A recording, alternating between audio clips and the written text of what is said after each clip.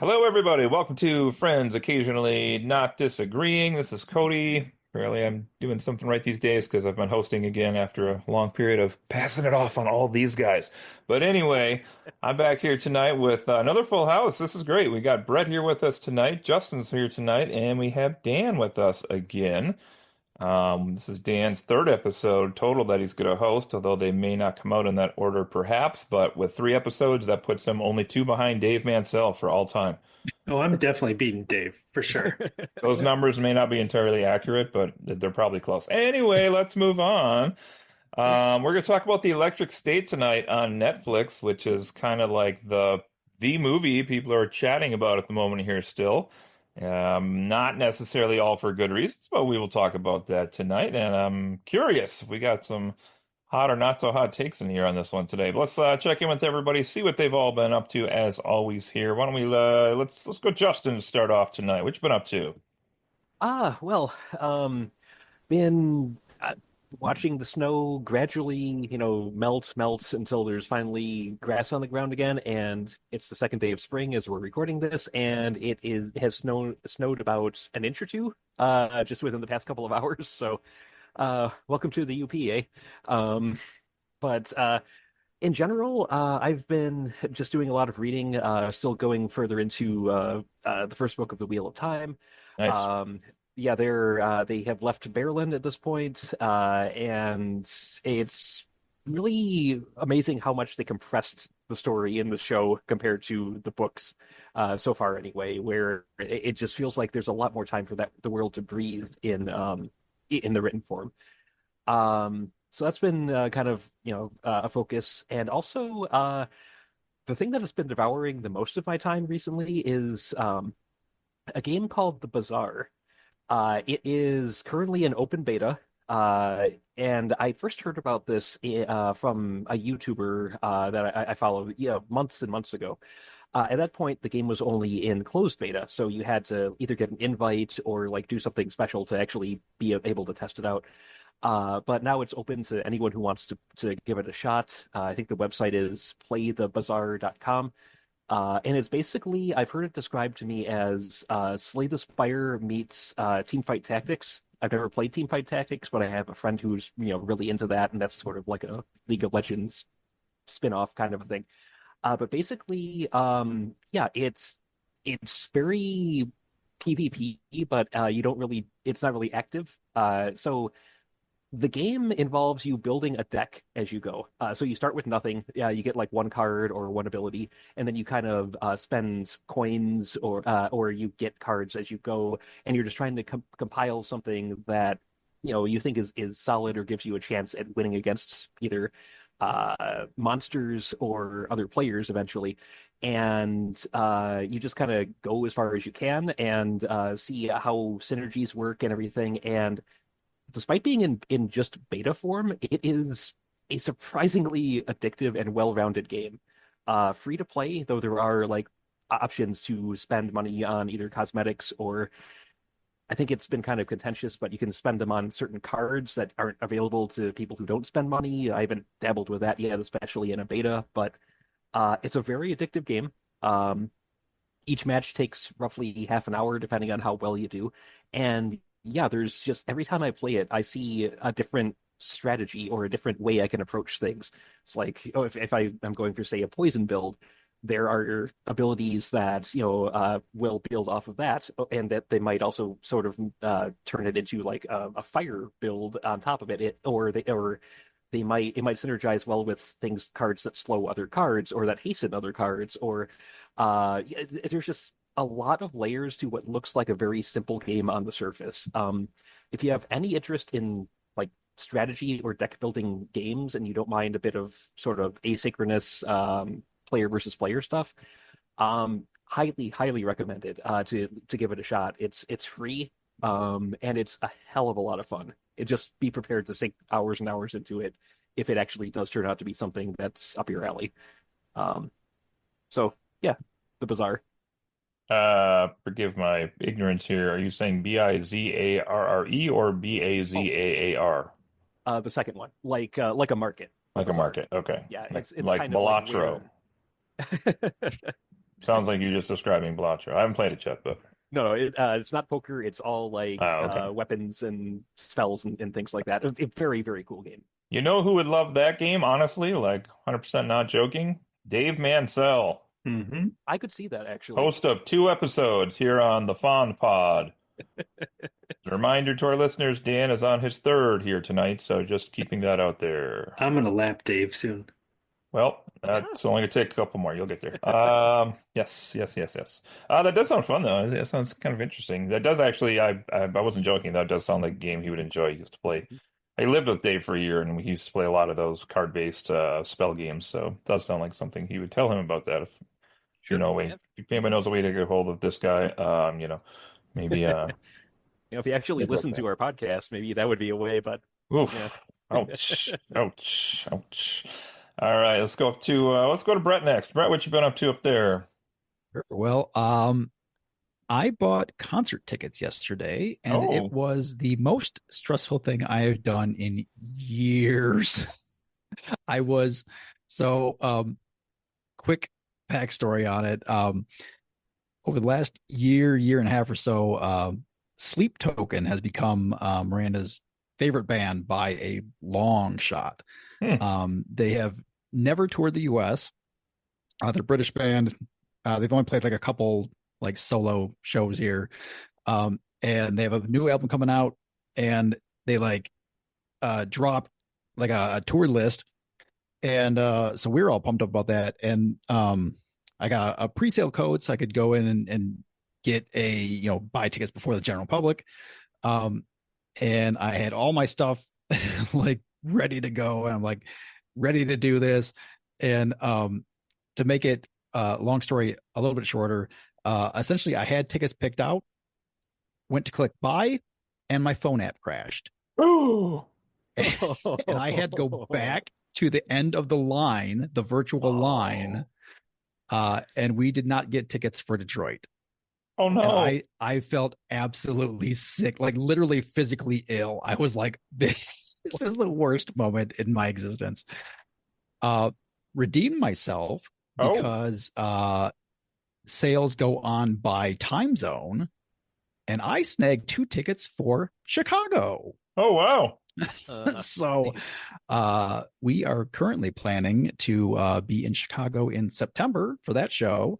I spent significantly more money on the tickets than I was planning to, but it almost feels like I'm sure in future years they will come back and tour the US again, but at the moment it kind of feels like a once in a lifetime kind of thing. So I didn't feel like too bad spending as much as I did. But yeah, that was exciting and awful at the same time. So Well, if it makes you feel better, I agree that they probably won't tour back for a little bit as England has put a tourist advisory against America. So probably not. yeah. Oh Ouch. goodness. Are we Ouch. great again yet? So great. We're super great. Wow. Okay. I don't know that I've maybe ever listened to them. I got to check them out then, I guess. I wrote them down here just to They check them are out. very hard to classify. I could give you pointers on songs to preview. But Interesting. yes. Okay. Yeah. Yeah. Okay. All right, let's check out with Dan. What have you been up to down there, Dan? All right, it's been Keeping Up with the Pit, Reacher, Common Side Effects, and then recently finished up season 1 of Yellow Jackets, which I know I'm years behind on. You're But still now ahead of that me. now that I finish up season 1, I've officially fill up on my what the fuck content for the next couple months, and I'll take a break before I go into season 2. That's another one I gotta get to, I think. It is, especially for our age group, because the obviously it's about like a crash of a soccer team in the wilderness. That it happens in 1996. They're a high school team, so high school 1996. You've got the music, you've got the terminology, the memes, and stuff like that. So it I think it's going to hit especially hard with this group. Hmm. Interesting. Interesting. What's that other one? Sorry, Dan, are you done? You got anything else you want to plug? Nope, that's it. I'm just forgetting. What's the name of that other show that's pretty hot right now that has Michael from Lost, whose name's I'm forgetting the actor's name at the moment. It's like one word title. It's like There or You or like something like that. that just started season 2 or just finished season 2, and they just announced a season 3. But they said that is totally like what the fuck, like you got to watch that also. Interesting. Well, you know who would be able to answer that really quickly would be Dave Mansell, who's a giant Lost fan. Yeah, too bad. From? Thank you. Yep.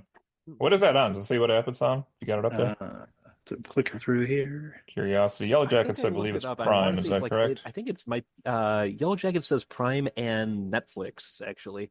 Oh, okay. Season 1 is Netflix, and then I Okay. think the rest of the seasons are on Prime. Okay. Okay.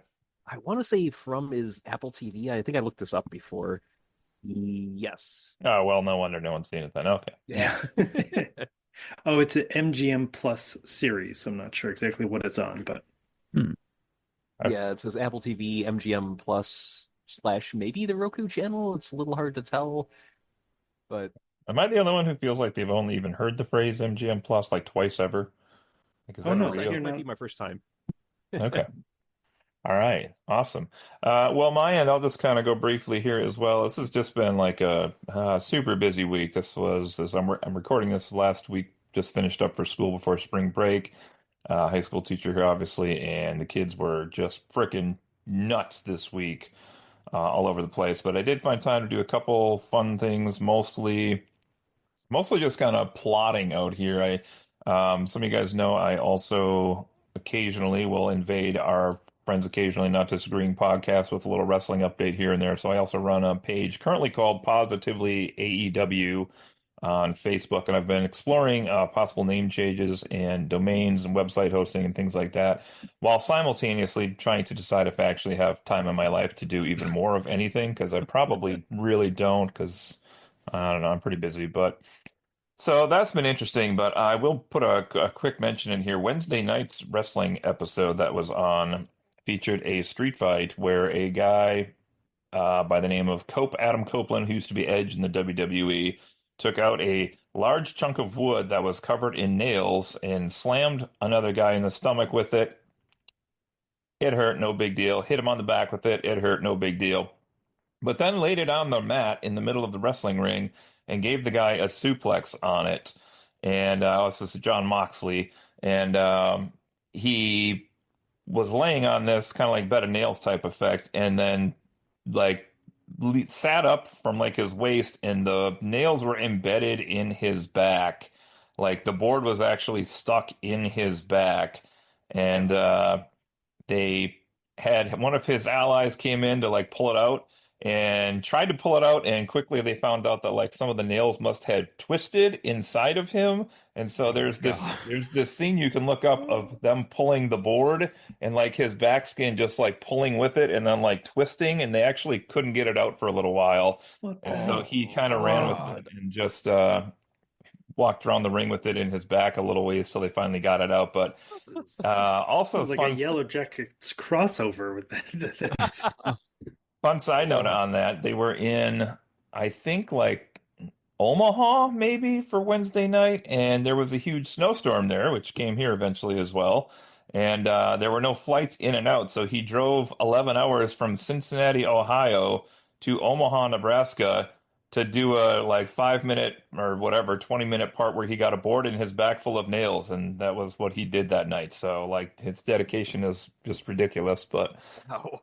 Well So yeah, done. that's kind of fun. Yeah, and then otherwise, the weather here has just been wacky too. We've just been going like Dan, you've probably gotten it there too, I'm guessing, but it's been Mhm. like 60, 50, 70. Then we had torrential downpours. I had mud rain come down. That was a new experience where I was like flicking my windshield wipers on my car and it just kept getting dirtier, and I was like, what is going on? Like what is on the top of my car that's leaking? And then found out afterwards apparently it was the dust storms, and like Oklahoma or something had blown over here. Just nasty. And then we had hail, and then we had tornado warnings. So like it was a whole, and that was all in like 24 to 48 hours. Like it was a whole time. So That's wild. yeah, it was pretty crazy. They warned us actually. They were like, you're gonna get everything in the next little bit here. And we did, but it's crazy.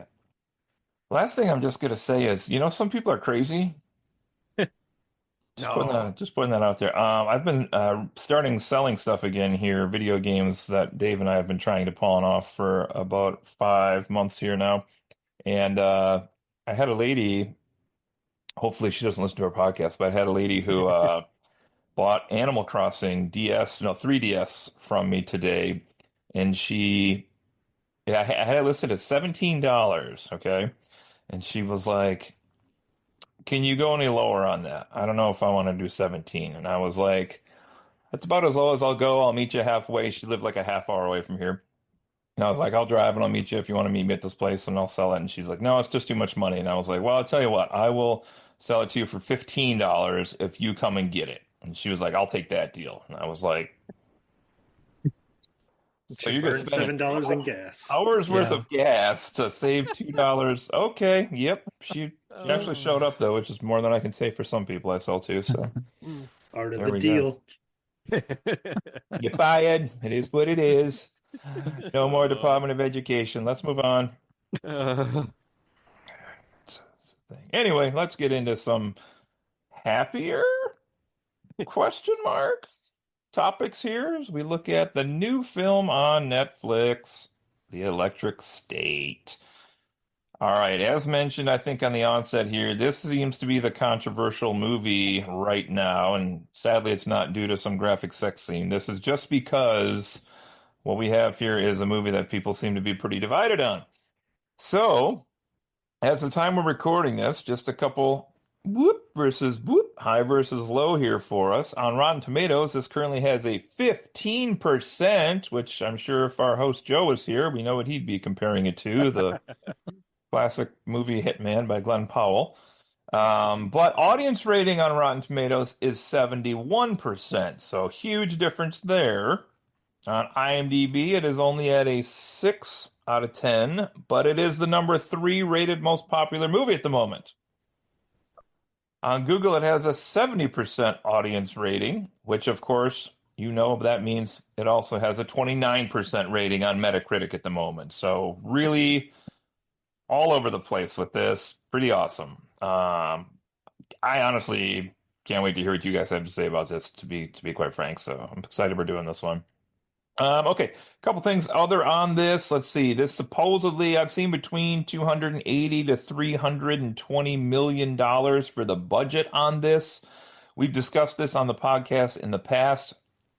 I, as much as I love that places like Netflix are willing to sink that budget into films, I still don't really get the payoff in their strategy for doing these things. Like, I don't know. Nobody I talked to were like, "I'm going to sign up for Netflix to go watch The Electric State."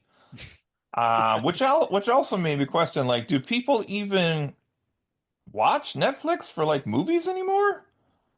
Like, I feel like TV is their bread and butter now. Yeah, right. I would agree with that mostly. It's weird. Like originally, yeah, sure, but now it's like they've produced so much original content and they have all these other ones they license, and so I still don't get the strategy that they're doing here. I also still don't understand either why Netflix refuses to put these huge movies into the theater for like a week. Just do it for a week. And if somebody has Netflix and they don't want to go, fine. They'll wait and they'll watch it in streaming for a week. But I don't get it. Like I think we There might be some sort of licensing thing, just the legality of that. Yeah, maybe. Know that's kind of muddy water in terms of like how things can be marketed that way. I don't know the details, but I do know there's a lot of hoops to jump through. There was another movie I feel like we watched on here too that I was like, I don't know why this is not in the theater. And then I know another one later this year they're going to do this exact same thing with is going to be the third movie in the Knives Out trilogy, or however many it ends up being. Same thing. Like, I'll I don't throw know. out Prey. Prey was man, I would have loved to have seen that in a theater. Well, that's a good point too. There's just stuff that would look better in the theater too, I feel Yeah, like, big right? screen. Yeah. Yeah. I mean, even this, for whatever you're good about to say about it, probably would have looked much better on a huge screen, I bet. But I don't know. So I don't follow that exactly for strategy wise yet, but I guess maybe they want those big exclusives. To what end, I'm not exactly sure still on this. But okay. And then directing this one, equally controversial at the moment, not for anything bad that I'm aware of, but we have the Russo brothers here, Anthony Joe Russo, and they are probably at this point most famous for geeks for the Marvel movies, putting out Endgame and Infinity War and Winter Soldier and some other ones I believe in there. And also have recently been rehired to write the Marvel ship, supposedly, with Secret War and what's the other one? Doomsday? Is that what they're calling the other Doomsday. one? I don't know. A lot of people feel like they tried to Marvelize this movie in some ways. I don't know how you feel about that idea, but the concept here is that maybe these brothers are only really good at like large ensemble pieces. And so they took like this movie's core plot and like tried as hard as they could to make it a large ensemble cast. So we can talk There were about quite that a as few we go robots. through. What's that? There were quite a few robots. There were quite a few robots and like semi-memorable ones too that like were not just like a scene and they were gone, right? So okay.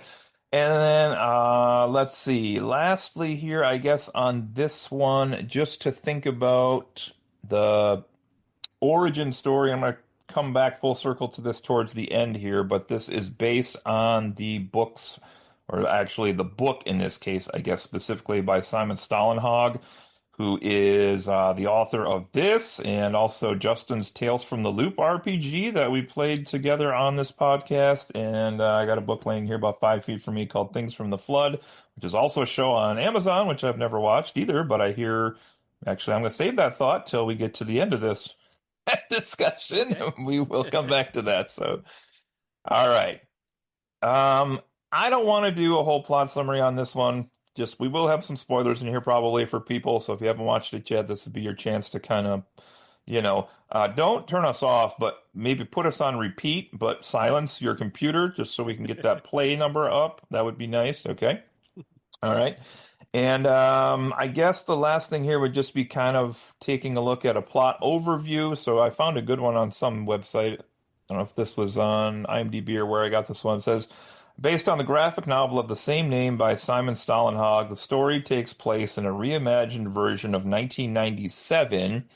This kind of has that retro futuristic thing we talked about with some other things to your Fantastic Four preview and some things like that, with the exception of like the retro was when we were alive in 1997 and quite old at that point. So kind of a weird timeline here. Humans isolated in their VR helmets, and we also have a continuing battle against a strange breed of monstrous drones in the wake of a technological meltdown. Um,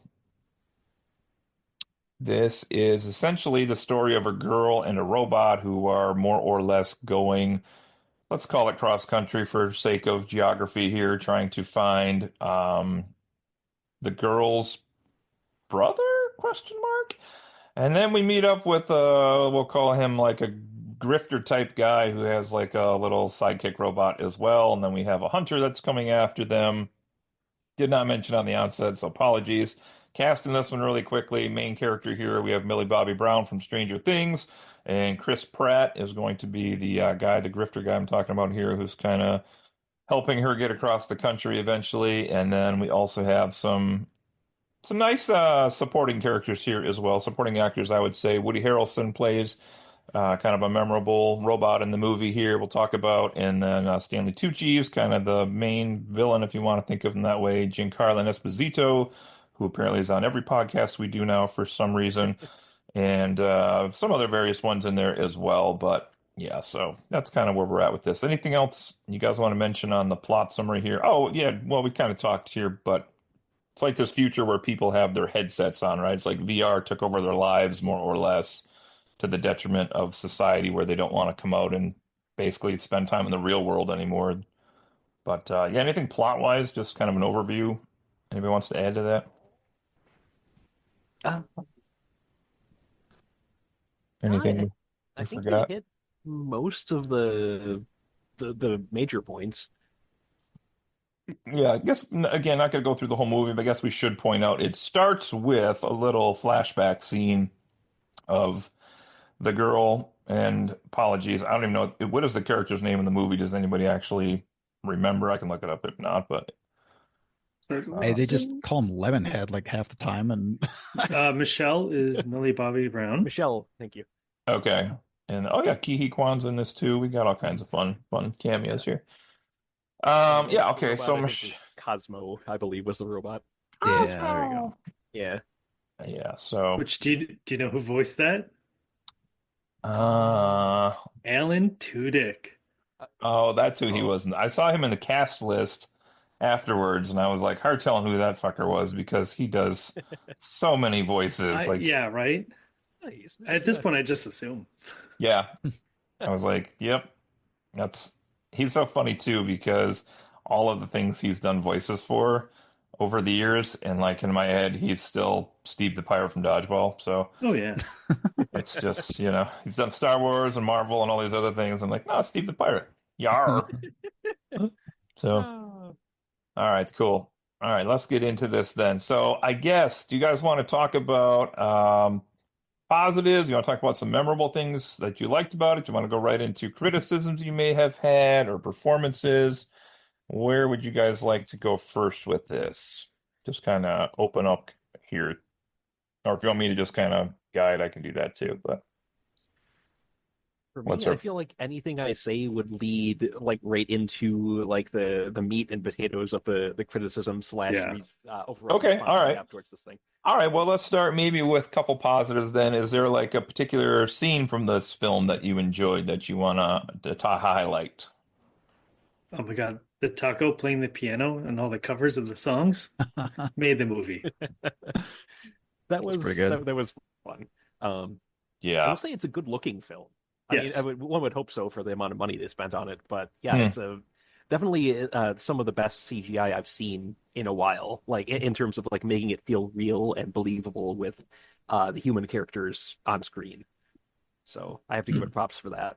Yeah. And in terms of being like faithful to the source material, there were multiple times where I'm like, okay, this frame, that looks like it came out right of the, and you described it earlier as like a graphic novel. Like I'm looking it up and it's almost like a picture book with like some narration on the side. So Yeah, it's like a graphic novel's not really right. It's more like a travelogue, or like it's kind of a yeah. weird format where it's an oversized book that you would open up and like usually one whole page will be art and then like half of the other page is the continuation of that art, and then you'll get like just a sidebar strip of text down the side. So It's a super weird pull, but if anyone ever read Dinotopia, like it is like the same format where hmm. it's like these gigantic full spread, beautiful art pieces, and then yeah, there's some narration every once in a while, kind of giving context to the pictures. Yeah.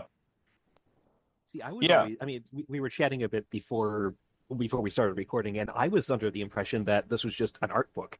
Like I thought it was just the author's paintings and whatnot, just like a collection of those. I didn't realize there was an actual written out narrative to it, aside from what I was just presented in terms of like the art itself. Gotcha. So, which is it's interesting to hear that that it is an actual adaptation of an actual story instead of just an interpretation of the art. Because I have not read the source material. I'm familiar with the Tales from the Loop RPG that was inspired by it, but that was like the extent of my exposure to this prior to watching the movie. Yeah. Uh, Go ahead, Brett. I was just gonna say, like, as a positive, just general, I would say that just the personalities of the robots were generally pretty good. Enjoyed a lot of those. Not all of them, but for the most part, I enjoyed them probably more than I expected to. Uh, and my favorite, I think it probably would be a lot of people's favorite scene. I'm perhaps guessing, but and not to go let's see how not to spoil this completely, but the outcome of Perm, well, I'll just perhaps leave it at that. Was it was a expected, but not in that way, and that made it kind of special as what happened there. So I will say, in terms of like the robots themselves, some were certainly more distinctive than others. I think if I had to pick a favorite robot, I would have to go Penny, the like mail bot, Hmm. Oh or like yeah. the postal delivery bot. Like the heart actually, ripper. as a member of the U.S. Postal Service, I am legally allowed to be here, kind of a Yeah. thing. It's just seems like a very robot thing to say, yet very clever at the same time. So That's funny. Yeah. The robots I thought were pretty awesome. Um, definitely was a huge fan of the taco piano as well, Dan. That was just every time Oh, they take me like a couple notes to figure out what song they were doing, yep. and then I'd be like, oh yeah, this is amazing. Uh, yeah, it almost had like a like Westworld type feel to the music, but it was like instead of the animatronic robot playing, it was like the Yeah, actually, that's a taco good piano pull. robot. Because it was that real, like the piano was at like that saloon style, Yeah, yeah, but yeah. then doing the covers of the modern songs, it was a great. Like I really hope they're going to make that available so I can listen to that separately. Yeah, actually, yeah, I would probably as well. Um, so I guess one thing I didn't mention too on the onset, and to be clear, I have the book for this, and I read it last February, and the fact that I can remember what month I actually read that book of my month of the book of the month last year, kind of like probably tells you it sticks out in my mind a little bit more than some other things I read. It was a moving experience, and I'll get more into the book towards the end, but this concept of like I've heard described online, and I don't know this because I have one other book of his here, but I have not read it yet. Nor have I watched the Amazon show on Tales, no, Things from the Flood, Tales from the Loop, Things from the Flood. That's on there, but I guess basic idea I've heard other people describe Simon Stalenhag's work as like most of his books are about like this weird dystopia world or like something different than our world where like you get the sense that something bad could happen at pretty much any time. And in the Electric State, they say that one is like different because it's more like the bad shit has already happened. And so like you are thrown into the world of like now this is like what's left of the world, and now you have to like navigate that journey through like the new version of the world rather than like kind of feel that it's coming on. Yeah, so we should point out as well, like this is just besides that little flashback, like where the humans and robots are going to have a war, this is essentially like life after the war, and like the robots have all been corralled into this larger area, which I don't remind me if anyone's seen this more recently than I have. They don't actually call it the Electric State. They have a different name for it, don't they, in the movie? X. They call it X like is like in the middle. Isn't it called like the exception zone or something? Yeah, yeah, Yeah. Yep. Or the something zone, basically, where the robots. exclusion zone. Exclusion zone, that sounds right. exclusion. There you go. Yeah. So this is kind of the idea. They have to get into the exclusion zone and then later other things happen. But yeah, and then I did enjoy another robot here, just to go back to that for a second, was I don't actually, oh yeah, yeah, yeah, the guy Brett was talking about actually, which is voiced by this is really just Captain America Brave New World Part 2. This is Anthony Mackie who does the voice here for the Mhm. robot, Yeah. which is funny because I was trying to place that voice and I was trying to place the voice watching it, and I was like, did they fucking get Kevin Hart for this? That guy has a job for everything, I swear to God. And then finally I was like, oh no, this is okay. So yeah. How about Ke Kwan, by the way? What a career renaissance that guy's had. It's Right? pretty crazy. Goes from nothing to being in everything now. I love it. I'm here for it. Mhm. Mr. Slick Shoes. Mr. Six Shoes. It's all the booty traps. That's what it was. All the booty traps. Trying to think other scenes I enjoyed. It's just kind of, I mean, this is a fun movie too, the way they have it set up because you get the like tense moments with the quote unquote like bad forces versus the good forces. But there's a lot of downtime in this too. It is like a travel movie, right? Where you have like kind of this cross country sense with Chris Pratt and Millie Bobby Brown and the two robots that they both have, and just kind of like the banter and the interaction between all of them. I think is kind of enjoyable at times. The what was the name of the robot mall world that they had? I was also a fan of that place. I can't think of the name of it though. Uh, Know it if I heard it.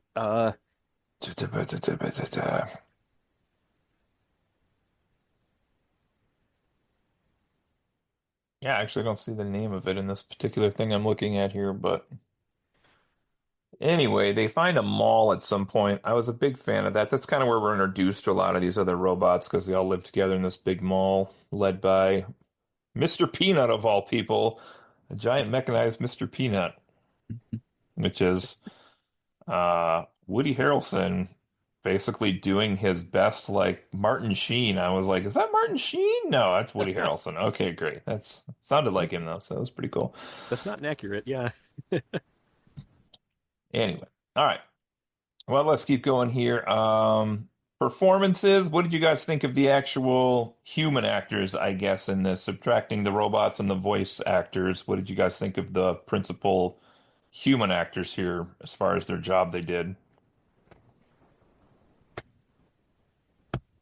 Millie Bobby Brown did great. She normally does, so kind of expecting that from her. This will probably start a little and then spill out here. Like Chris Pratt was Star-Lord. Like I couldn't get past it. Yeah. Yeah. I mean, I think they did fine for what they were given, but that's a slightly different can of worms. I mean, they did what they could with the script that was handed them. And I can't fault them for that. Yeah, I agree. I think Mrs. Brown Jovi is how she likes to be addressed now.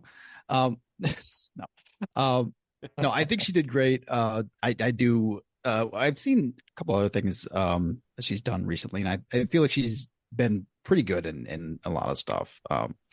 So was not surprised there. A very similar feeling, like Chris Pratt.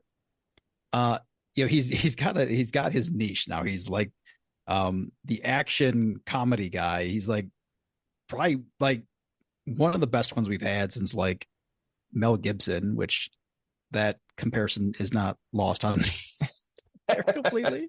Yeah, good call. but I would like out of the ones he's done recently with those very similar kind of character personality, I actually would put this one like lower on the list for performance and for him. I didn't, he wasn't quite as charming as he usually is. Maybe like Justin says, maybe that's just partly due to the script or whatever, but I didn't enjoy him in this as much as I thought I was going to. So His character motivations, as far as I could tell, was food and money, and then he was super best friends with the robot. That was right. Yeah, I mean, hey, listen, this guy's stealing stuff out of the exception zone and trying to sell it back in the real world here. When they had the scenes in the mine shaft with all of the retro Nintendo sets on top of the shelves and like shit was starting to get knocked over, I had real anxiety, I'm not gonna lie, like more than I have felt in a long time. Also, if you were alive in like the 90s, there is a fantastic, iconic toy slash we want to call it wall decoration that was popular, that was kind of big in the movie scene as well. So look for that if you haven't watched it yet. But spoiler, it was Big Mouth Billy Bass. It was really the star of this film, I thought. But anyway, all right, fantastic.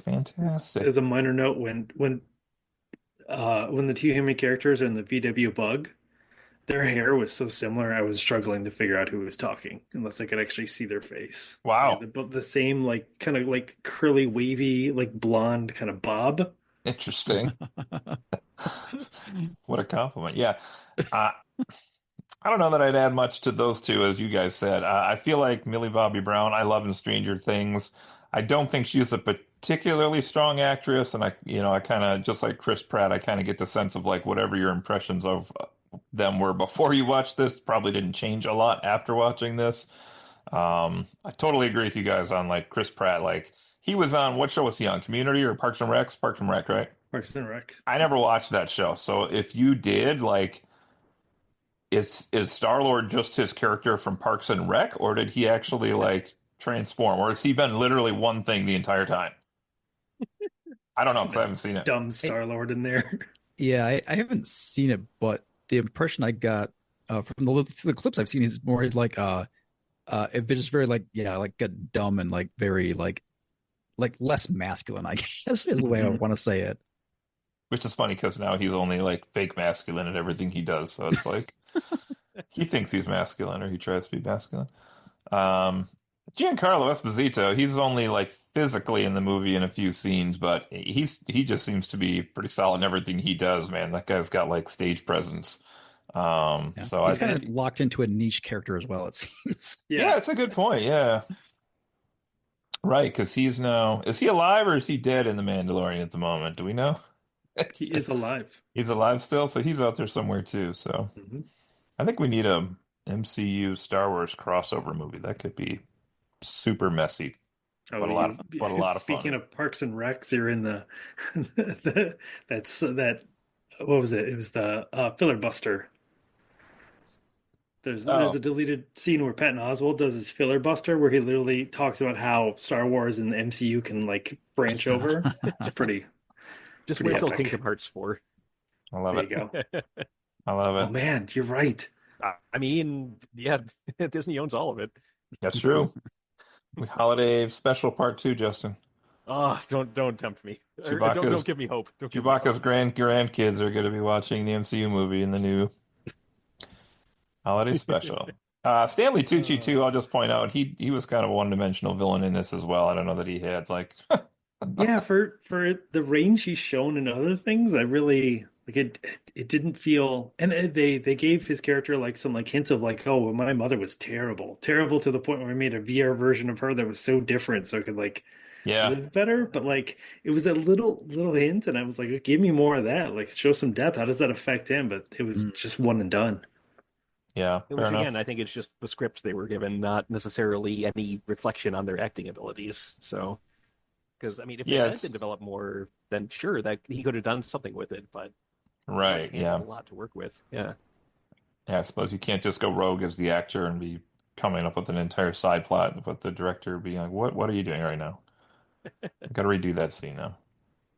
Yeah. A couple of you guys mentioned the CGI in the film, and I mentioned on the last couple of podcasts, like I am notoriously bad at not seeing CGI problems when there are CGI problems. So it sounds like you guys thought those were pretty good in this film. I mean, overall, pretty vibrant film, I would Yeah, say, especially for one that takes place in a wasteland, more or less. A lot of that is like the robots, I think themselves like provide a lot of color in the hmm scenes, you know. So there's that as well. Anything else on like production value that you want to mention? Sound we said was pretty good in some spots. they obviously paid for some music rights to get it in there, so Yep. that was helpful. That's part of that $230 million budget or whatever the number Yeah, was. right. Yeah. Oh, I know Journey is a pretty penny, so Oh my gosh. yeah. Did I tell you this is off topic again, but did I tell you I might have told you guys, maybe I didn't on the podcast, when they were doing a match in AEW last year, they had the Final Countdown by Europe playing for a guy's entrance because that was like his old music. And they started fighting as the music was still playing, so they let the music keep playing and it looped and it went over and they started playing the song over a second time while they were like fighting around the arena for this like Street Fighter or whatever it was. And then like the one heel guy at the back got on the microphone and was like shouting across the arena like, don't let it loop again, we pay like 30,000 to Europe every yeah, time this exactly. fucker loops. It's a car So every time that chorus goes. it was so funny. I was like, oh my god, that's so Uh, funny. But anyway, okay, good. Well, let's jump into, I hate to do it, but let's go into criticism. Let's see what you guys got here. It's a Who husk wants of an to? Avengers movie. There, I said it. There it is. I'll do Anthony you one Mackie better. is Robot. I'll do you one better. We have Ready Player One at home. There you go. Because it's like it hits so many of the same notes. People, the general populace addicted to VR, the media mogul who, well, he kind of he wants to, keep or in Ready Player One it was takeover, but here he wants to keep it, his stranglehold on that no matter what the cost. You've got the group of plucky rebels who are trying to overthrow him, including the one that comes from a broken home. It's just like it hits so many of the same notes. I've seen this before, and it would be spoiling something to really explain much of what I'm about to say, but it's like Ready Player One with a dash of The Evil Within thrown in. And if you've seen the movie, you understand what that reference is, not in a horror sense, but in terms of like an overarching plot thing. But yeah, it just all just felt like stuff I had seen before without a whole lot new added to it to elevate it at all. Maybe you didn't see Chris Pratt? I think someone said it hits all the same notes. I heard so much of Avengers Endgame music in this movie. I had to look up, and it is exactly the same composer. I swear he copy pasted some of the music. I my biggest criticism personally on this is just the general tone of the movie, and this goes to a larger point of my what I was expecting, having not read the book, and just kind of having like a general feel of like what I thought it was. I came into it expecting it to be much more like serious and like a very kind of like serious tone and just like meaningful interactions and like heartfelt kind of stuff. And it ended up being just like an action comedy movie. There was like a lot of like quirkiness and humor stuffed in there that I wasn't expecting and didn't really think I wanted it there. Tell me I'm wrong. I assume that's what the book is like. It's more of a serious tone kind of thing. Yeah.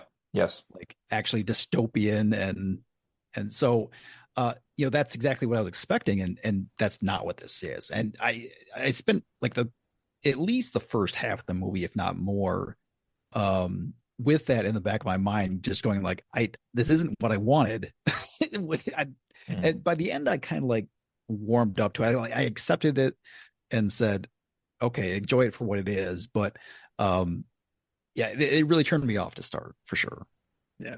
I double down on that tone element. I mean, serious question. Did anyone die or get maimed or even get like mildly injured? I know there's one robot we'll probably talk about a little bit later, but like the amount of peril that these characters were in, or like the in terms of this dangerous cross-country journey into like an excluded zone, like nothing bad happened. It was like a Disney romp at the end of it. Yeah, I mean there was one death technically, although with the little I don't remember if it was an after credits thing or whatever, but like the right at the very end, it's like even that is called into question. I'm not Yeah. talking about the robot. I'm talking about like as I don't want to spoil it, but yeah, there's someone. It's like there's I know what you mean actually now. there's actually a bit of gravity here, and maybe a bit of a more serious tone leaking in, and then right at the very end, oh, just kidding, and it's like really, Yeah, so yeah, I think you're completely right there. Even not counting like the generic bad guy Yeah. robots. Yeah. Like even the main bad guys didn't have anything happen to them really. yeah, lost Not their that I can money remember or their anyways. empire, I guess, but Yeah. I don't know. I hate to go into full spoilers, but should we talk about that ending in a smidge more detail? I don't know. Only because if I were to talk about the book a little bit, I do feel like we would need the comparison I think of we could the. I'm like game just if you are, but yeah. If people are this far in, I'm assuming that they're Yeah, nobody's listening. Nobody's listening. We're fine. We're fine. We're fine. Dave's not listening. We're good. yeah. All right. Yeah, so we continually get hints through the movie that this Cosmo robot, which is based on a fantastic looking cartoon, by the way, I would watch that thing. I'm just putting it out there. Um, may or may not like be tied to and or actually her brother, right? Which is like this thing, and then she's like following this robot, but the robot doesn't know where her brother is at per se. But it's this whole idea of like the brother's consciousness is like a huge element in the movie, right? Because it's essentially running this whole, what's it called, centers at the VR technology and It everything. is. Yes. Yeah. So he's like his brain is essentially so, I guess, genius. Like he even kind of makes fun of Edison or somebody at the beginning of the movie when he takes his exam at school, but that he's running this like huge neural network like through his own brain, hooked up to a bunch of machines where the bad guys are, and then and there's the evil within reference that I made earlier. Mhm. okay. Okay, well, thanks for spoiling that now. Jeez. Mhm. But It's not a secret in at least the second game, but yeah. okay. Anyway, Anyway, so then when she gets to him, it's this decision of like, does she untether her brother so that he is free but dies, or continues to be like this subservient slave for the machine? So, and the ending you guys are referencing essentially is that they unhook him and presumably he dies. And that's like the movie, except at the end, and we see, what is it, like a junkyard or something, right? Where like the Cosmo robot is at this point, or maybe it's just like a mess of an area they're in, and then like we see like, what is it, movement or something? I forget the exact final scene, but it was like a dog that goes up and is drinking from a puddle, and you see like oh I yeah. think Cosmo's arm moves or his head or something like that, and it's just Yeah. like, oh well, he's not actually dead after all. So what is that supposed to mean exactly in the context of the movie world? It means if it was very popular, they could do a sequel. That's what it means. Yeah. But Okay, to that's what fair, end I it guess, but though? I I don't know.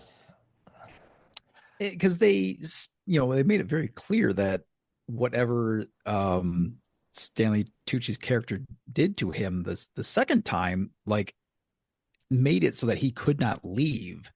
Like his consciousness couldn't leave anymore. Yeah. So yeah, however the hell it got back into the robot makes no sense.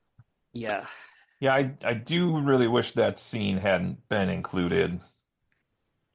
If we had just gotten the clean break. Yeah, because you're right. Like I don't, because her brother himself says like, there's no way I can get out of this. Like this is it. Which is pretty So grim, but it would have made for a more powerful ending. yeah, Mhm. Yeah, because then all their actions would have actually mattered for something. There would have been a sacrifice to achieve their goals instead of just hand waving everything away. yeah, yeah. I don't know. So I don't really know what that's supposed to mean. Like I suppose could it be plausible that like the Cosmo robot is like just running as a robot? Like there is no human element connected to it? Like, because how else could he? Don't know. I don't know. I mean that's true. We don't there's nothing to suggest other than our own belief that that it's whatever the boy's name is back in the robot. Yeah. Yeah. Yeah, I don't know. I don't know. So I do agree though. I wish that scene hadn't been at the end. Anyway. Other criticisms. What else do we have here? Lay it How on, about Justin. I see we you talk hiding about over the there. pacing for a Yeah, bit? I go for mean, it. it this movie by turns felt like it was doing nothing, and yet and at other times it felt like everything was falling into place way too conveniently. Like the everything that kicks off the story, not necessarily the Cosmo robot showing up, but Millie Bobby Brown's discovery of where to go next. She's like, my stepdad's been getting all this illegal stuff from the exclusion zone. She picks up picks up one of the boxes that it came in, and there's like a return address on it. It's like maybe we could go there. It's just like, really that uh, didn't have to like do a search or anything. No, just like pick.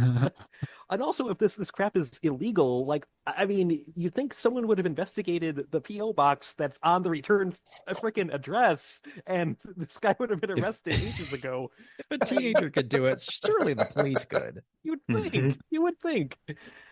So, and then but then there's like the in between times where they just spend so much time faffing about in one location or another without anything really happening. And you could argue, it's for character development or world development or something, but it never really seems to develop much. It's just there for, some comedy or a bit of, back and forth repartee or something. And it feels like the movie could have been like half an hour shorter and it wouldn't have lost anything. But at the same time, if they had taken that same half hour of running time and used it to actually develop things a bit more, it also would have helped.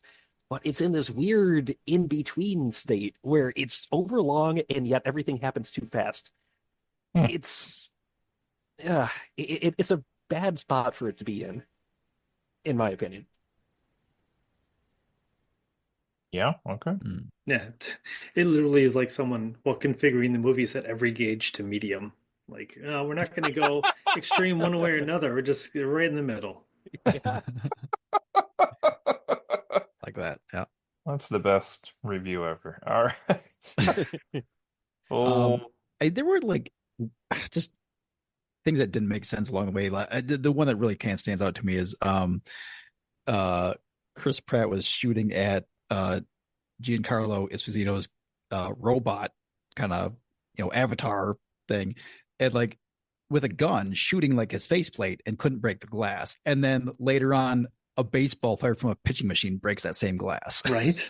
Like, Well, the inconsistencies. wow, what right? a strong pitching machine. Yeah. Right. There's Mr. Peanut giving this eloquent speech about like who he is alive, and then like the next robot comes up, it's a hair machine. All I can say is hair. When I would think that the hair like cutting machine would be the most gossipy and most linguistic of them all. Yeah, Yeah, that's true. yeah, that's fair. And also, like, towards the beginning of the movie, where they were doing like footage of an interview with, I think it was the villain character, and they're like, "You don't own any robots?" He's like, "No, I don't trust them." Quote, "They aren't us. How can they possibly understand our best interests?" You've never had a pet? They aren't us. I think I understand what my cat needs. I understand what her best interests are. Yeah, they don't understand it. It's not like we programmed them or made them. Right. Yeah. So, just, yeah, there's a lot of stuff in this that it sounds good if you don't think about it. And if you think about it, you're like, wait a minute. So, Yeah. And also, oh, go ahead. I thought it was humorous that I can't remember his name, but the boy's name, the one's his mind stuck in the machine, like he's so important to this company. He's literally the linchpin to the entire company, and all it took to kill him was push 3 buttons in sequence. There's no password, Right? There's no cover over those buttons. You could like lean out by accident and kill him. Yeah. Larry spilled his drink and now we're doomed. And it's getting to the point too, like if that's a linchpin of your company, you're like, well, probably shouldn't do any R&D on some kind of like replacement, or maybe there's another kid like that. It's been out years. there. They could have replaced his mind by then. And that I really noticed that too, in terms of like that, like the setup in terms of the pre stuff and kind of getting it to the state, and then it's like, and then we jump a few, like obviously it's a few years like afterwards, but like there's been so little progress in terms of the technology, or like some kind of like replacement for the robots, or like, oh yeah, we've never developed weapons that are good at taking out robots. They're all over there and we never have to worry about that again. Like it felt like things got frozen at the end of the war, and like, you know what? And I guess maybe you could spin it of like, well, everyone's in the headsets, so like we're not bothering to do anything new, but like really nothing. yeah. No robot home defense like options in terms of like the foster dad. Like that was not a response that everyone was ready for. The rogue robots just showing up. No. Yeah. Yeah, I just keep thinking too. We had Holly Hunter, Jason Alexander. Like, there's so many actual good people in this movie. Right? I thought Jason Alexander did great. Like that was a role I wasn't expecting. Yeah. It's good to see him still getting work. Yeah. I was like, is that? Yeah, it is. Okay. That's okay. All right. There it is. Like And I I'll didn't notice it when it was just like his face in the little robot screen, or like the avatar screen, but when he finally takes the headset off, it's like, oh my God, that is him. But yeah. Which I will compliment them putting sores like on there where the visor sits. I was like, okay, I get it. That says a lot about the character. I couldn't get behind Mr. Peanut. Every time, like I understand the joke, but every time I saw it, and especially every time he went into like a soliloquy about being free or something, I'm like, get your monocle off. Like this is just no. That's funny. yeah, and I get similarly like the speech that Millie Bobby Brown's character gives at the end. This whole like rousing, empathetic, well-reasoned. We all have to come together, and the real world is out here, and you need to put the headsets behind you. It rings hollow considering we've seen how receptive people, especially Americans, are to appeals to kindness and brotherhood and that sort of thing in light of just the easy escape. So I understand they were trying to do something uplifting and positive and hopeful, but it just, yeah, it rang very hollow, unfortunately. Yeah, I'll come back to that point in a second here. All right, what else do we got for criticisms? Anything else? Uh, Anything else you guys haven't eviscerated or just a tiny like 5-second clip in the movie, but one thing I thought was also going to be a bigger part too was when they like first got into the what do we call it? The exception land, what's it called? I don't know, I can't Exclusion? exclusion zone, thank you. I like Exception Um Land though. and they Yeah. right. And they like had to hide to be quiet because they were like those scavenger robots or whatever that were there, and they were like super dangerous, stay away from them. Never see them again. Yeah. Yeah, they were scared off by music. They Yeah, could have did something with those as well, but you were about to say something though, Dan. Uh, in turn, like yeah, there's multiple. And what do they call them? Kind of at the end when they're at the fun house, where it's like the scab robots. Like, what's the back? Scavs. Yeah. scab, yeah, something like that. What's the difference between like the regular robots and the scabs? Like, obviously the scabs are kind of cobbled together, but like, tell me the backstory. Like, that's and again, that gets to that tone thing we were talking about. I was expecting more stuff like this scab robots than like, oh, everyone's a like 50s cartoon Cuphead like parody type thing. Yeah, Fair.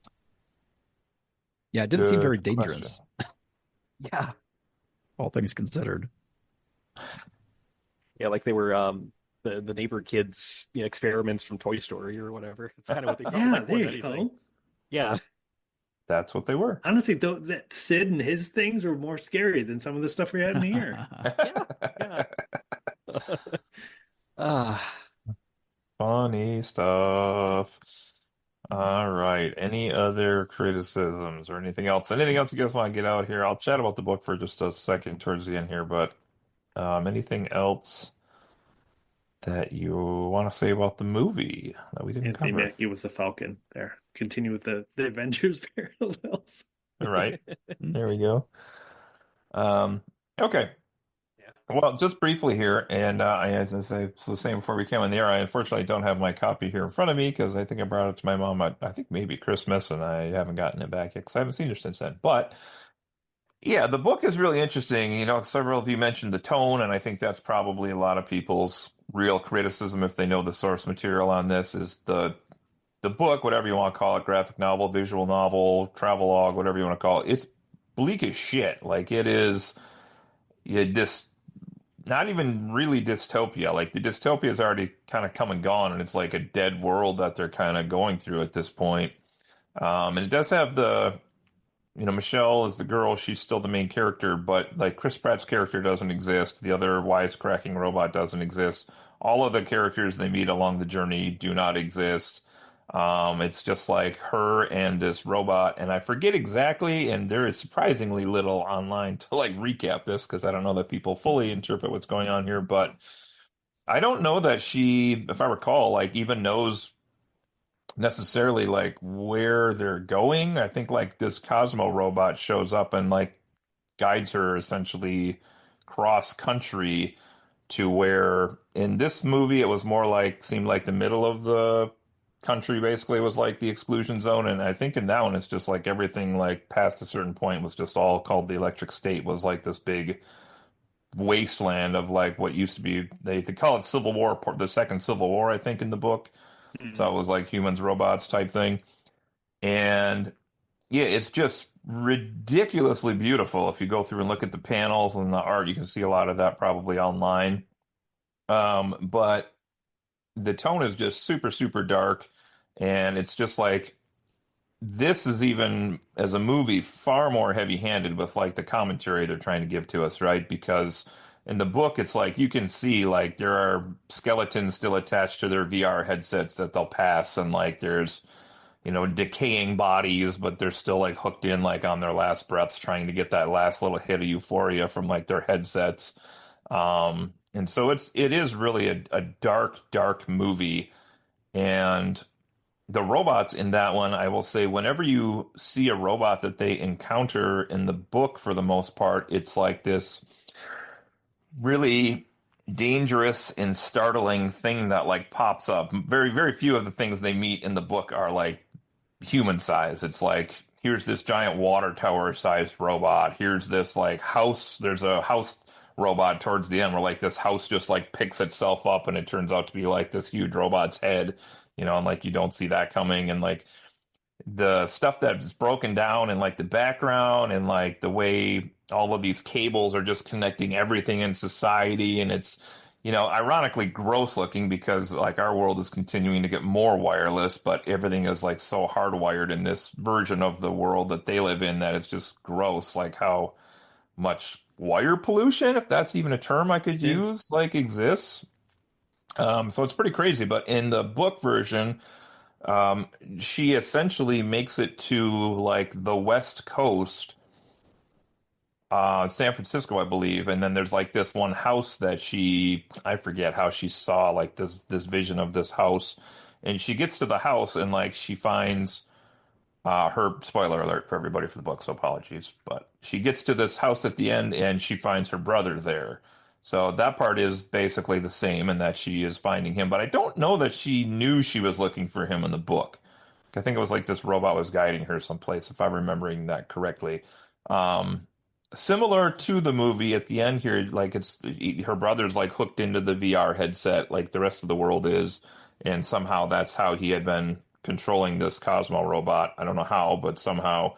And then we see like a panel at the end where essentially like she unhooks him, which presumably in his condition would kill him as well. And then we had, if you compare like the panels from like a couple pages back to the end, like they essentially steal like a boat that's off the shore and like go out into the ocean, and that's like the end of the book. So even in that, people are like, we don't really know what the ending of that means. Like, is the brother alive? Did the brother die when she unhooked him? Like, it's a freedom. Like some people speculate. There's some line in there about like, I forget their grandfather or somebody like told them about like how to live off the land, and so like some people speculate like they found an island, but obviously it's also our world and our United States. So like, I don't know where they went. Alcatraz. Like I don't know where they thought there was a magic island they could go to at that point. Like that's all kind of laid out already. But yeah, just the whole tone of it, you guys hit it on the head there. Like it's so dark, but it is so cool. And then there's like also a subplot where there is like somebody chasing after her in the book as well. So there is like another character in the book, and I won't go into all the details on that because I don't know that I fully remember. And then there's also some disparity as far as some of the panels are like third person, and then there's other ones that are like using a different color palette, and people think Mm. that's like the first person view in those scenes. And so it's a little bit different there, but yeah, it's just beautiful. Like I heard about this movie when we did our 2024 most anticipated movies. It might have been, maybe it's 2023, but 2024, I think, on the podcast. And I was like, this sounds awesome. And I remember when we were recording, I was like, I'm going to just buy the book right now. So I ordered it while we were recording and read it. And I was like, this is amazing. So, like, I'm kind of hooked on this guy's stuff now. And so I asked for another book for Christmas here. His books are like, I don't even understand. He has like 6 or 7 total. If you're bored later, go online and try to find those for sale. Like, I don't even understand. These are like impossible to find. You can find like one copy of some of these on eBay for like $80, $90 or something. Like, it's weird.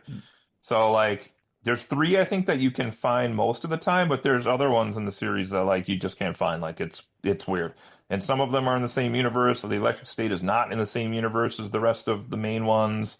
And I guess he has another one that's not in the same world either. But I also didn't realize that this other one here is called Things from the Flood. And I was looking at the cover and it has like a little sticker on it that was like now an Amazon series on Prime. And I was like, what? So I think I said in the group chat, I looked at it and watched like the first 10 minutes and was like, oh, had no idea this was there. Don't know how I didn't hear about this. Like, never heard of the TV show, but probably will watch the TV show at some point in the future. It might be a fun jaunt for us to do a little compare and contrast with how that interpretation is compared to different source materials, obviously, but same kind of art style, same kind of guy probably for a lot of this. So yeah, pretty crazy stuff. Last thing I will just mention here, if you didn't see this online, So there is, as far as I know, only like one or two pieces out there talking to the author about this movie. And That's Simon interesting. Stalenhag has essentially endorsed the movie and said he understands why the Russos made the version of his story that they made instead of the version that he made. And now there's like a sub community out there that believes like he's under like contractual duress or something and he can't actually speak out. But I mean, if you're going to look for, well, we can get into this maybe with more thoughts here and final thoughts, but like if you're going to make like a movie for the family somehow out of this, like it makes sense why they did what they did. If you're looking for more of the art piece, then I guess maybe the book would have been, I don't even know, probably honestly, depending on the cost of practical versus CGI, it might have been a cheaper movie. I don't know, but they did recreate some of the panels from the book pretty accurately, so I'd imagine they probably could have pulled off the rest pretty accurately as well, but definitely would have been a different movie. So, yeah. Anything anybody else has out there on the electric state before we put some final thoughts on this bad boy? Well, I'll throw out like one of the things leading up to Electric State. I remembered is I watched a movie called Vesper, came out in like 2022, Okay. and it is in terms of the tonality, it's very similar in terms of like, hey, it's a bleak future world. In this case, it's all about like genetic technology, and the plot line is that food companies have like genetically engineered seeds to only grow once. And so they like control the food via the fact that you have to like rebuy seeds from them every year. Okay. And it's this futuristic world where like it, everything's very controlled and bleak. But they have a lot of the same kind of like here these gigantic machines and like weird genetic things that like work really in funny ways. So if you're looking for like Electric State but like the darker tone, I'd highly recommend Vesper. Okay. So that Good was from recommendation. 2022. Yeah. Okay, just making sure I'm looking at the right one here. Yeah, Vesper. it's gross because of the genetic stuff. There's lots of weird gooey bits, but it's a lot like this but darker. Okay. I love a good recommendation that I will put on a list and never get to, but I do that often. Um, It's on Shudder, so yeah, I might actually be looking to watch that. It maybe just want to some watch it this before he weekend. goes to bed tonight. I can almost guarantee it. So, I might. Yeah. yeah, he will. He'll be texting us at 2 a.m. with too much sake in his system and telling us all about Vesper. So I look forward to that. Yeah, anything else here before we wrap it up? No, I think I've said my All piece. right. I don't know the best order to go on this one, but I'm intrigued to see what you guys are going to put on this. So, anybody want to go first? Final thoughts? I'll go first. Just in Yeah. terms of numerically out of 10, like a 4. I don't regret watching it, but I would not recommend it. I would much rather give people this summary. Or maybe there are a couple like key scenes or kind of like visual pop. That's like, okay, look, you see these like kind of 6 key frames and you're good. Fair enough. Short and sweet. All right. I guess I'll go next. As the graphic 9.8. Go ahead, Justin. as the graphic behind me pretty much showed from the get-go. Uh, to me, this is the very definition of a completely unremarkable average movie. Uh, I mean, it looks good. It has some big names in it, but the plot, the overall execution of it is largely forgettable. And at times derivative of things that have come before it in terms of like we were saying, Ready Player One or Endgame, in terms of like the feel and whatnot. Um, when I watch it again, if there's nothing else on, maybe, or if I was, on a flight somewhere and it was one of the options, sure. I would not go out of my way to watch this again, though. So yeah, 5 out of 10, a very unremarkable film when all is said and done, I think. How was the movie of Ready Player One? I've never seen it actually. Also very much a visual spectacle. Hmm. Cameo But Fest. really not. What was that? Cameo Fest. Yeah, but otherwise, not great, not Okay. horrible by any means, but it was also very meh. Okay. I like the Far book a lot. far more enjoyable if you have that nostalgia already built in. Like you, Yes. these things Oh that you yeah. see in the movie, you're like, oh wow, that's awesome. Okay. But if you didn't know what it was, you'd be like, okay. Yes, that's very true. Oh. Fair enough. Brett, you want to go next? Or you want me to Uh, go last? yeah, sure, I'll go here. I I I wish I had something unique to say, but really, you guys are without studying your notes beforehand. I got the exact same things to say. Um, it I didn't hate it. I mean, it was fine. I enjoyed it. You know, it was some fun parts. That wasn't great though. What I really feel is like there's like a million movies like this that have like the same kind of premise and tone, and it's like we didn't need this because it wasn't. There's nothing in here that's like special for this movie that sets it apart. So it really just I don't know. It very similar to what you guys already said. It was okay, but I didn't really it didn't. It's not going to be a long lasting thing. Um, I mean, I still do want to know what Chris Pratt meant when he said that Herm was more than a friend. But other than that, I Yeah, there was some that's about vibes. it. You're right about that. There's maybe an even smaller Herm that. Nope, nope. We're gonna stop right here. Oh, but he said he hadn't seen a Herm that small, I guess. So maybe. So maybe he's the. Anyway. Yeah. What did you say for your number, Brett? Sorry. Oh, I didn't say. Oh, sorry. Let's give it a 4.25. Ooh, snap diggity dog. Okay, well, I have a hard time with this one because I have to decide if I'm going to detach from the source material or not. I feel like it's only. Mm, I feel like if I'm going to rate it as a movie, then I have to more or less detach myself from the source material. The book, P.S., even though I had spoiled part of it, I would still recommend you guys check out if you can find a copy of it. The book to me is for what the book is probably like a 9.5. Like it'll stick with you for a while. It's pretty memorable. It's beautiful.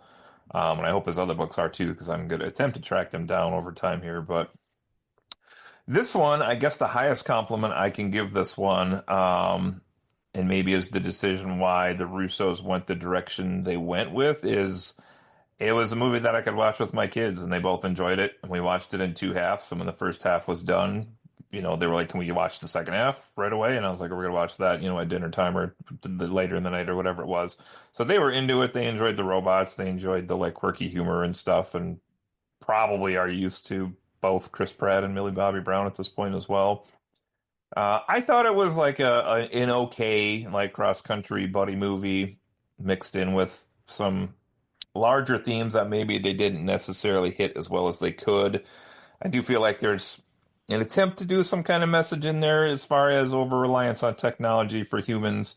The book does it far better, obviously, but I do think it's a really interesting concept to be like, you know, just today, I mean, 2025, picture of like, for whatever reason, the internet went out and they could not get it back on. Like, the world would be fucked. Like, we are already so reliant on that in so many ways. I mean, so I get it, and I only see probably a push towards more technology as we continue on, but maybe that won't be right. Maybe it'll change somehow. Anyway, long story short, I did enjoy this. I enjoyed the quirky humor. I enjoyed some of the little robot characters they had in this one. Like I said, it was just a fun popcorn movie with my kids, and if I had judged it based purely on that, I would probably give this like let's do like a 7.25. That's right. All you haters out there. I enjoyed it. It has a lot of flaws, but I did enjoy it for the experience it was just for the family and I to sit and have some good times with it. So, yeah, so I'm going to go with a 7.25. Which mathy Did not anticipate being the second Matherson. highest score here. I mean, I didn't either, but okay, well, wait, did I do that math right? That doesn't seem right. Oh, yeah, maybe. 5.125. Right there in the middle with all the other knobs. Average score. Yes. 5.125, which I think according to our criteria, I think does make it eligible for our worst review of the year for the end of the year reviews already. So, I was gonna say it's gotta be down there in the bottom few. yep, we got an early year contender here for this one. So, you know what movie I enjoyed it more than though? Hitman, starring Glenn Powell. Oh, So there's that. Hitman, starring Glenn Powell. Another one. I might have gave that a higher rating. Actually, I don't remember, but anyway. Yeah. All right, let's see. I think that's it for tonight. Anything else you guys want to spit out here at the last closing seconds?